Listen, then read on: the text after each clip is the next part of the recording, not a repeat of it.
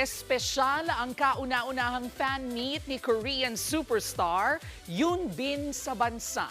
At live mula po sa Entertainment City sa Parañaque, nasa frontline ng balitang yan, si MJ Marfori. MJ?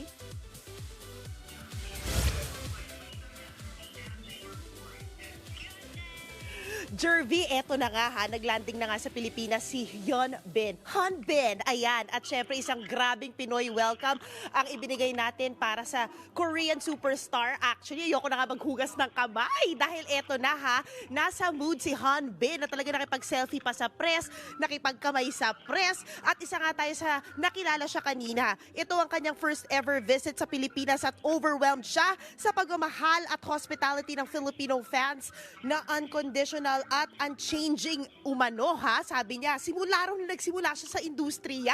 I love it.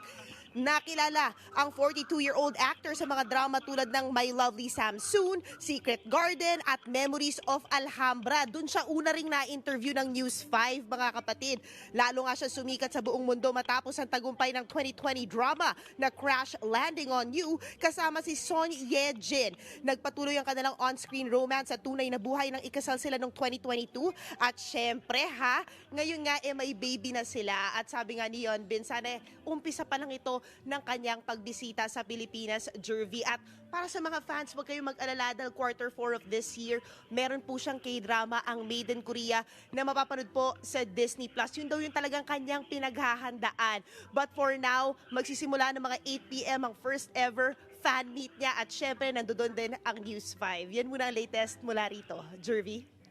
Naku, nakakakilig naman si Hyun Bin. Maraming salamat, MJ Marfori.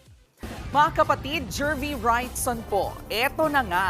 Para sa latest showbiz news at iba pang K-alaman, mag-follow at mag-subscribe na sa social media pages ng News 5.